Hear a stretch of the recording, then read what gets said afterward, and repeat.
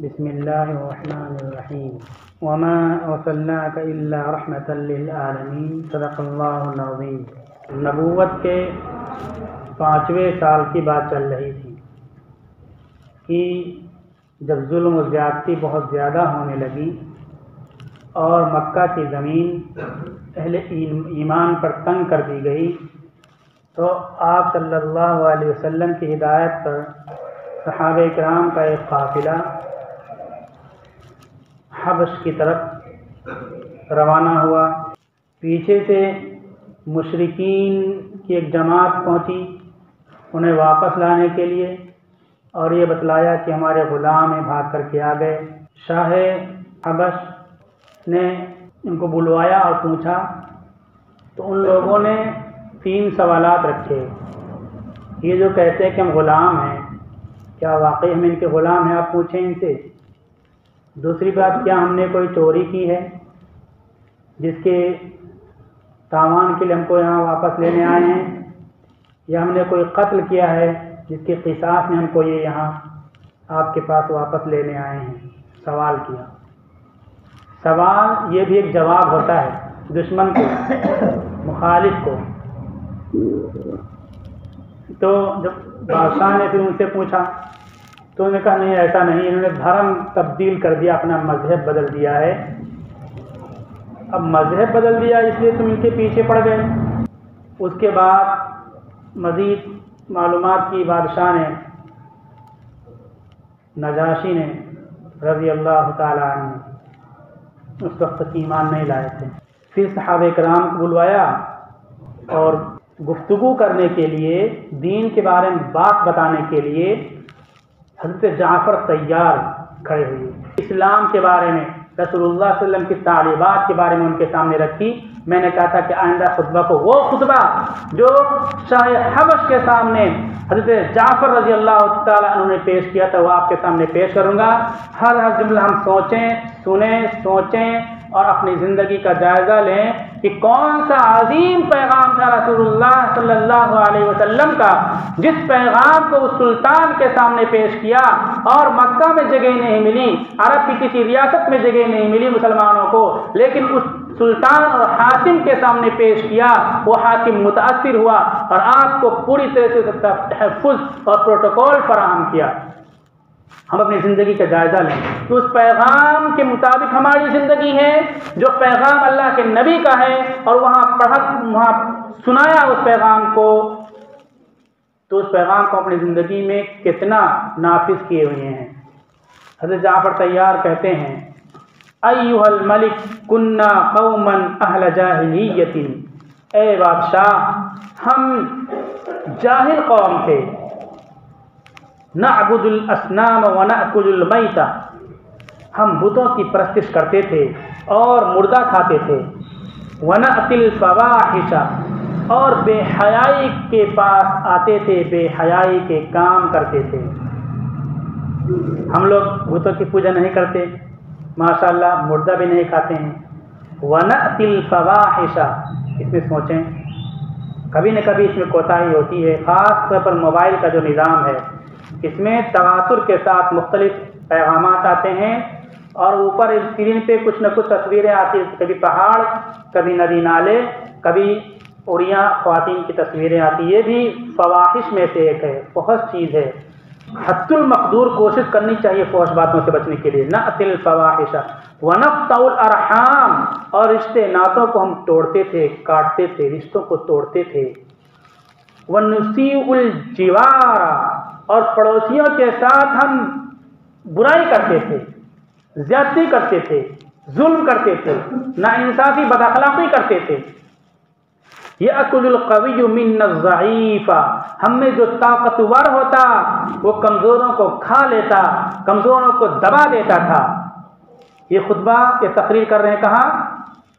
شاہ حبش کے سامنے، حضرت نجاشی کے سامنے۔ فَكُنَّا عَلَى ذَلِكَ، ہم اسی حالت میں تھے، یہ برائیاں ہمارے اندر کی، سماجی برائیوں کو ذکر کیا۔ حَتَّى بَعَثَ اللَّهُ إِلَيْنَا رَسُولًا مِنَّا، یہاں تک کہ اللہ تعالیٰ نے ہمارے پاس ہمیں میں سے رسول مبعوث فرمایا۔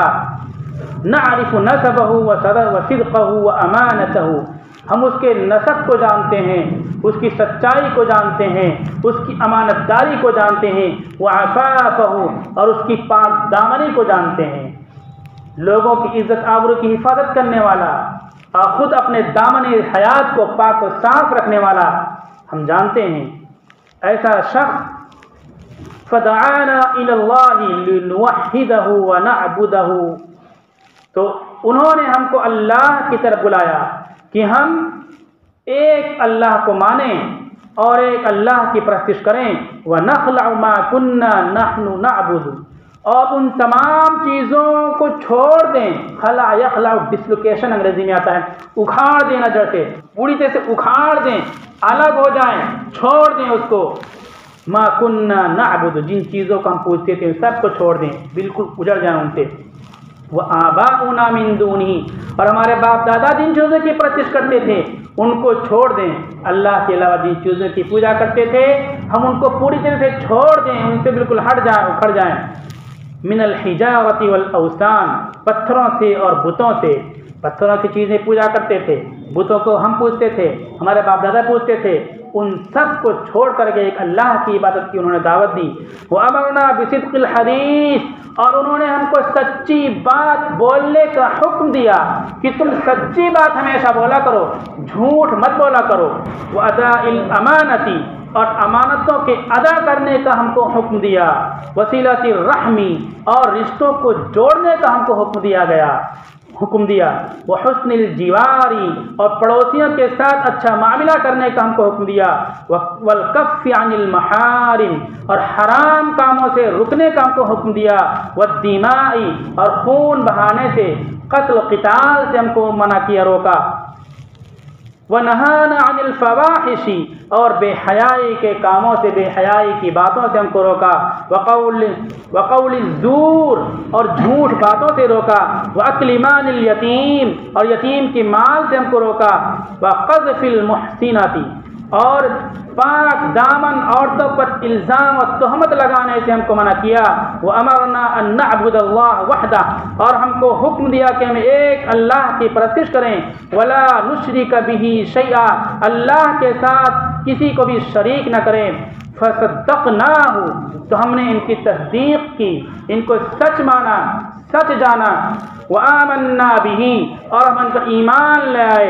واتبعناہ علی ما جاء به، اور جو چیز لے کر کے آئے ہم اس کی پیروی ہم نے کی، ان کی آپ کی تعلیمات کی پیروی کی، وحی کی پیروی کی اور اتباع کی، اس کے مطابق ہم زندگی گزارنے لگے۔ یہ کہاں کہہ رہے ہیں؟ شاہ حبش کے سامنے، نجاشی کے سامنے حضرت جعفر تقریر کر رہے ہیں۔ فعبدنا اللہ وحدہ، تو ہم ایک اللہ کی عبادت کرنے لگے۔ فلم نشرک به شیئا، اور ہم کسی اللہ کے ساتھ کسی کو شریک نہیں کرتے، ہم نے شریک کرنا چھوڑ دیا۔ فعدا علینا قومنا، تو اس بات پر ہمارے خلاف ہماری قوم دشمن بن گئی۔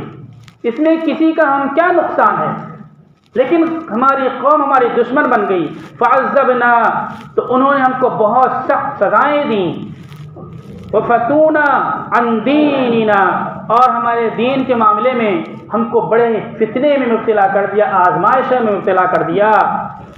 لیردونا الی عبادت الاوثان من عبادت اللہ، تاکہ وہ ہم کو لوٹا لائیں بتوں کی پوجا کی طرف، ایک اللہ کی عبادت سے چھڑا کر کے ادھر ہم کو لے کر کے آ جائیں، دھرم پریورتن، گھر واپسی کرا دیں۔ وَأَن نَسْتَحِلَّ مَا كُنَّا نَسْتَحِلُّ مِنَ الْخَبَائِثِ، اور جو خبیث چیزیں جنہیں ہم پہلے حلال سمجھتے تھے، بری چیزیں، ان بری چیزوں کو ہم حلال اور پاکیزہ سمجھنے لگے، گوبر کو پاکیزہ سمجھنے لگے، پیشاب کو پاکیزہ سمجھنے لگے، مردوں کو پاکیزہ سمجھنے لگے، بہن بیٹے کی عزت اور آبرو کو ہاتھ ڈالنا پاکیزہ سمجھنے لگے، شراب کو پاکیزہ سمجھنے لگے۔ اس لیے ہم کو مجبور کرتے ہیں کہ ایسے ہو جاؤ، ایسا کرنا شروع کر دو۔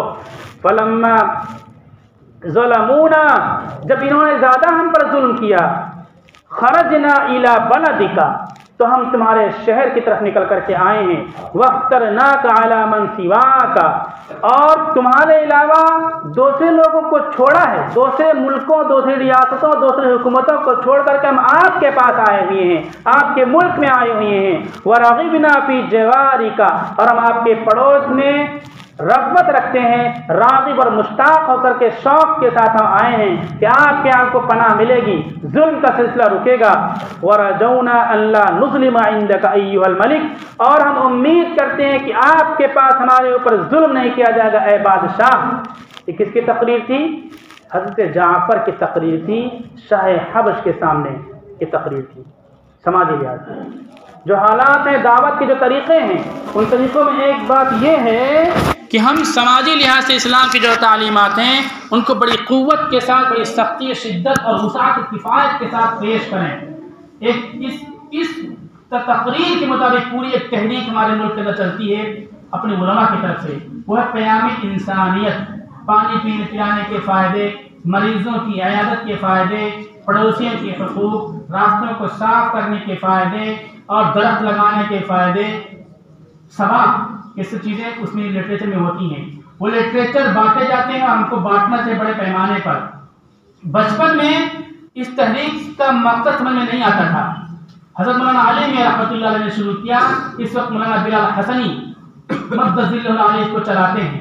ہم کو یہ کرنا چاہیے، اس کا فائدہ بہت زیادہ ہوتا ہے۔ پہلے مجھے سمجھ میں نہیں آتا تھا، بڑے سخت قسم کے اسلام کے دشمن قسم کے لوگ، ان کے بارے میں بالکل جن لوگوں سے واقعات پیش ہے انہوں نے بتلایا، پانی پلانے کے فائدے، ثواب، درخت لگانے کا ثواب، صفائی کے ثواب، راستہ کلیئر کرنے کا ثواب، محتاجوں کی مدد کرنے کا ثواب، یتیم کی مدد کرنے کا ثواب، وہ پڑھتے ہیں۔ قرآن نہیں، حدیث کچھ اس میں نہیں، کتاب نہیں رہے گی، کوئی چیز حدیث کی روشنی میں قرآن کی آیتوں میں لکھی رہے گی۔ اب وہ آیتیں دے کر کے، حدیث نمبر دے کر کے اصل قرآن، اصل حدیث کو خود خفیہ طور پر منگواتے ہیں۔ اسلام کے دشمن ہیں۔ اب اسلام کے خلاف پلان بنتا ہے تو چونکہ وہ کتابیں پڑھ چکے ہوتے ہیں، اس لیے اس سازش کو ناکام کرنے کی فکر کرتے ہیں، کوششیں کرتے ہیں۔ تو یہ تقریر غیروں کے سامنے اور دشمن جو گئے تھے ان کے سامنے، شاہ وقت کے سامنے انہوں نے تلاوت کی اور بتلایا کہ یہ سماجی تعلیمات ہیں ہمارے نبی کی اور یہ لوگ اس طرح کرنے آئے ہیں۔ ہمیں اپنی بات کو، اپنے موقف کو لوگوں کے سامنے پیش کرنا چاہیے۔ یہ پیش کیا انہوں نے؟ تو بادشاہ نے یہ کہا قرآن کی تلاوت کرو، تو سورہ مریم کی تلاوت کی۔ ہم لوگوں کو ایسے موقع پر سورہ مریم کی تلاوت کرنی چاہیے۔ یہ اپنے ایک فادر تھے، اپنے مدرسے میں آئے تھے تو کرسچینٹی کے بارے میں بتا رہے تھے وہ، تو ان کو قرآن کھول کے دکھایا حضرت مریم علیہ السلام، حضرت عیسیٰ علیہ السلام، تو بولے کہ ہماری کتاب سے اندر قرآن کے اندر چیزیں بہت زیادہ متاثر ہوئی، ہم لوگ کبھی ان کے سامنے پیش ہی نہیں کرتے۔ ان کے یہاں تو اپنے مذہب کی کتابیں جگہ جگہ رکھی تھی، کوئی بھی لے کے جائے ان کی مذہب کے بارے میں جانے، ان کو بتاتے نہیں۔ سورہ مریم کی تلاوت کی تو بادشاہ بھی رونے لگا، جو پادری وہاں سے سب رونے لگے اور سب نے کہا کہ تم یہیں سکون سے رہو۔ اس جماعت کو لوٹا دیا کہ ان کو ہم لوٹا نہیں سکتے ہیں، اور اس کے بعد پھر ان کو ایمان کی توفیق ملی۔ ہماری زندگی کے جائزہ لیں، رشتہ داروں سے معاملہ کرتے ہیں، پڑوسی سے معاملہ کرتے ہیں، اور بے حیائی کے بارے میں ہم کتنے حساس سینسیٹیو ہیں۔